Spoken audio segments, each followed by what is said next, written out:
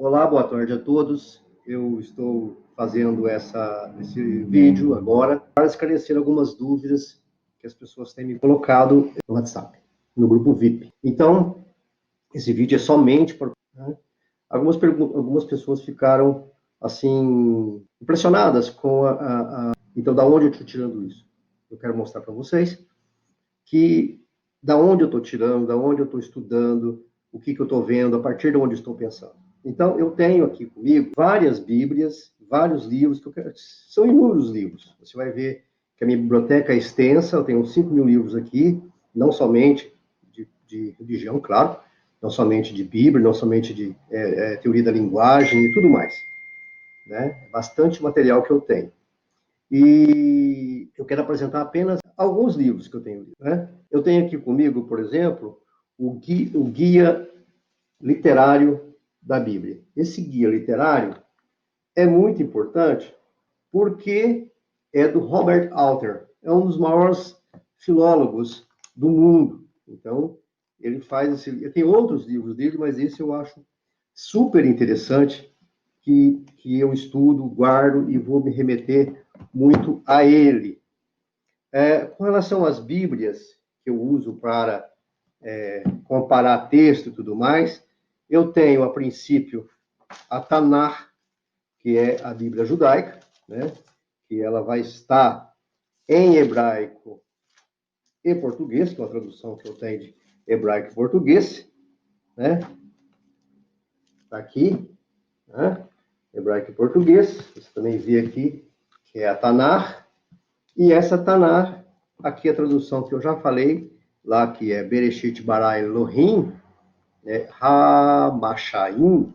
Então, a tradução em português seria aqui, da Bíblia judaica, no princípio, ao criar Deus os céus e a terra. A terra era sem forma e vazia. Então, nós vamos ver aí que tem uma diferençazinha de tradução com relação às outras. A Bíblia que eu acho que é a tradução mais interessante é essa Bíblia, que é a Bíblia de Jerusalém, que eu tenho 2 volumes. Isso aqui é a primeira Bíblia de Jerusalém que eu adquiri, que é uma Bíblia de 1980, mais ou menos, que ela foi lançada pela editora Paulinas, que existia na época, que é a Bíblia de Jerusalém. É uma edição de 1973, não é nem é a primeira edição que eu tenho, lá de 1973. Então, eu para vocês terem uma ideia, só aqui do Gênesis, eu estudei isso aqui, linha por linha, tá? E a tradução da Bíblia de Jerusalém fala no primeiro relato da criação, fala no princípio, vírgula, Deus criou o céu e a terra. Aqui já tem uma diferença de tradução e uma adaptação, porque no hebraico a palavra céu não é céu, é céus, que é céus, né? A palavra céus, ela está no plural, é ha-mashaim, não é simplesmente a palavra céu, é céus, né? E também colocou Deus como no singular, né, como todas as traduções fazem. Esta Bíblia que eu tenho aqui, essa outra grandona, que está até marcada, também é a Bíblia de Jerusalém. Só que é uma edição nova e revisada,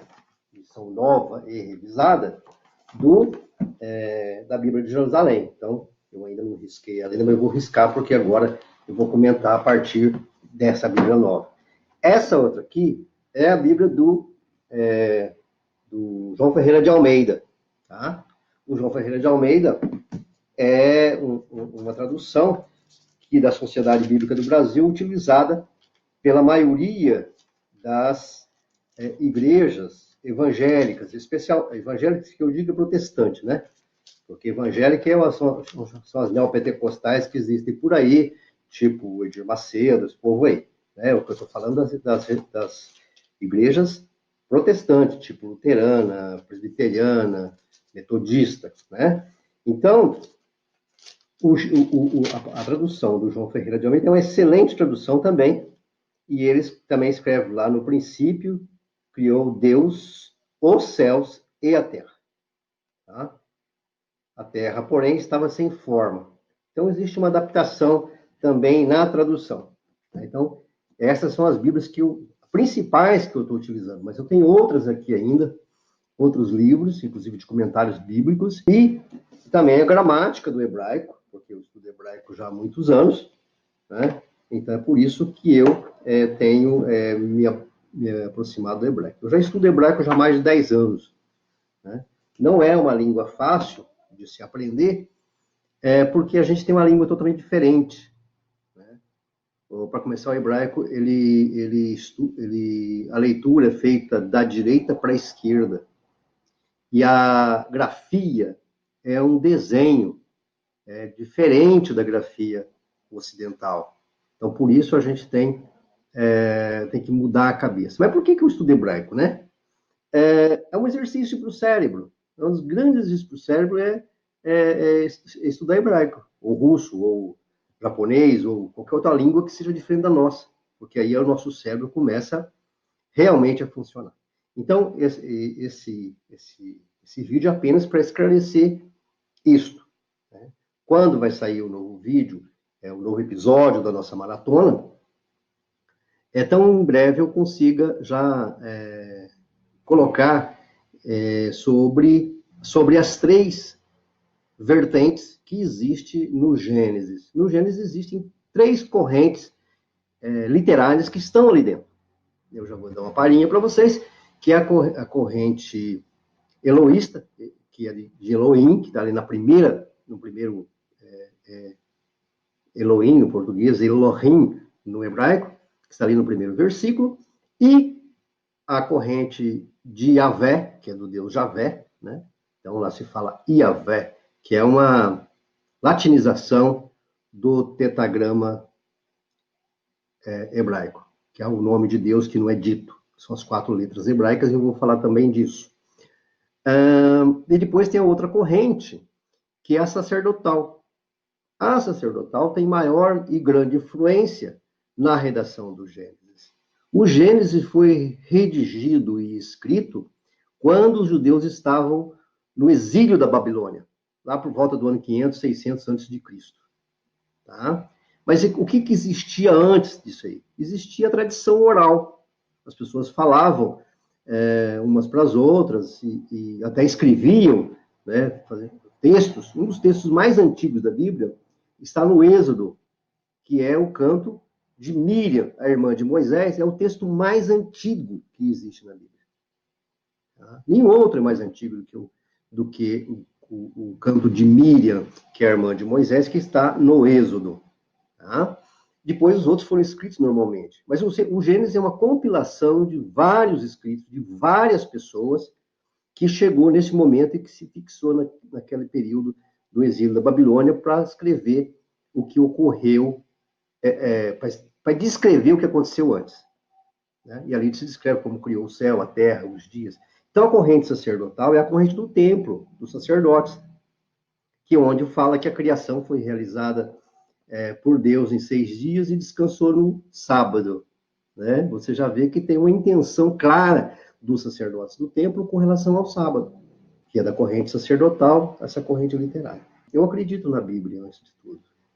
Eu acredito na Bíblia não somente como uma peça literária, mas também como uma peça reveladora de uma tradição de milhares de anos. A Bíblia é um conteúdo de sabedoria imenso, seja você cristão, judeu, ou espírita, ou até ateu, ali tem um conjunto de sabedoria ética e moral muito grande.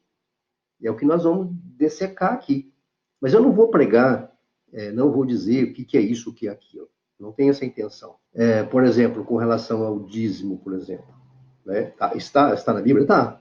Mas eu vou ler exatamente o que está escrito lá. Eu pago o dízimo para mim. Tá?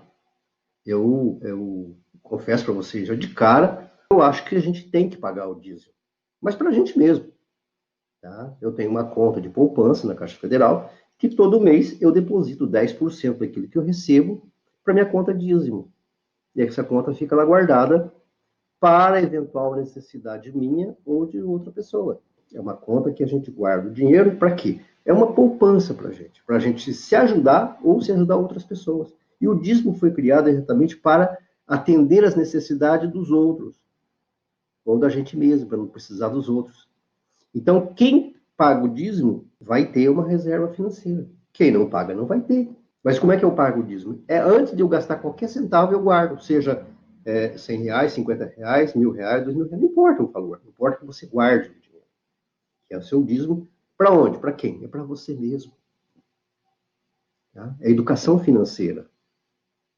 Para você ver que até na Bíblia tem mensagem de educação financeira. Agora, se você quiser pagar outro dízimo para o seu pastor, para o seu padre, tudo bem. Né? Mas eu pessoalmente pago para mim mesmo. E estimulo e sempre estimulei que as pessoas pagassem o dízimo para si próprio. Isto é, poupem. Poupe porque chega a velhice. Chega a velhice, né? E você quer viver muitos anos, você vai precisar de uma reserva para você se cuidar, para você ter recursos. Então, você comece desde da juventude a fazer isso. Se você quiser fazer e tiver recurso para manter, sem problema nenhum, mas mesmo que você não tenha, comece a fazer esse método judaico de economia, que é guardar uma parte daquilo que você ganha e nunca gastar mais do que você ganha. Nunca, nunca, nunca, nunca. Você só gasta aquilo que você tem, por menos que você tenha. Eu preciso de celular, eu posso ter um celular, mas se eu não tenho condições de comprar, eu não vou me endividar por conta disso. Ok?